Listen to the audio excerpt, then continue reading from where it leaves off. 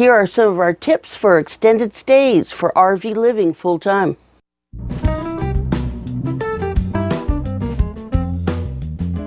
We received no compensation for the mention of or showing products or companies in this video. While living in a motorhome full-time does give you freedom to travel where and when you want, sometimes you just want to stay in one place for a while. Good friends in an area, good neighbors, earning some money for the next trip. These are all some of the reasons one would want to stay in one spot for an extended time. These are some of the things we use and do when we're parked for an extended time. Propane. Our motorhome has a 35-gallon propane tank built in. That means we can have just under 30 gallons of propane in that tank as a maximum. In the summer, that can last us 3 or 4 months, maybe even longer. But in the winter, it may only last 3 weeks.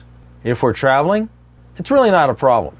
Just fill up the next time we see propane available. But when we're staying in an RV park for an extended time, if we want propane, we have to close up the slides, disconnect the utilities, and drive to the place to get propane.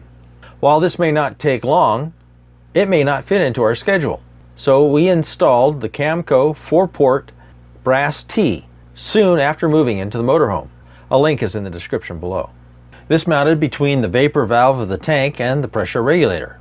This was a simple matter of turn off the gas valve, disconnect the regulator, install the T on the gas valve, and then add the regulator to the T.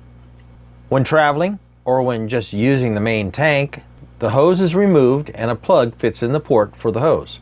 When we need to use the auxiliary tanks, we shut off the valve to the main tank, put the hose back in place, and so we don't lose the plug, it has a little strap there. Then connect the hose to an auxiliary tank and turn it on. It just sits next to the coach and it works. These auxiliary tanks hold 4.5 gallons each, so in the winter, 2 will last just about a week. When they run out, we just disconnect them, load them in the car, take them down to the propane cellar, and get them refilled. I roll down the window of the car when I'm carrying propane tanks in it. These portable tanks have to be recertified every 12 years. Now some places don't even check. Others won't fill them unless the certification is under 10 years old. This isn't a problem. Just take the old tank to a tank exchange where you can get a certified tank already filled for less than buying a new empty tank. Just exchange your old tank. And the exchange company takes care of recertification. Tire covers. On a rig like ours, tires can cost over $500 each. When tires sit for a long time exposed to the sun, the rubber will start to crack and break down. To prevent this, just cover the tires. This can be as simple as some plywood or it can be some kind of custom covers. These do really work. We bought new tires for the rig a month after we moved in, and we have kept the covers on them every time we've been parked in the same spot for more than 2 days. They still look good under those covers. By comparison, we replaced the tires on Sherry's grooming van at the same time, but we weren't able to use covers on it, and they're starting to show signs of weather cracking. Right now I'm still looking for a good dressing to help on that, but covers do help. A windshield cover.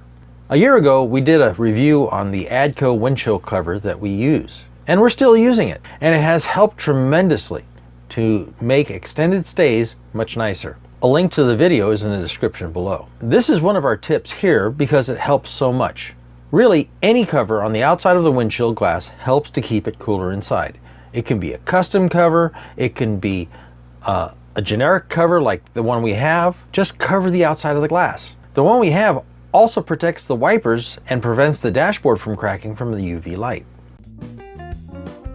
Thanks for watching our video. If you like what you see, press the like button below and subscribe. And also check out our other videos.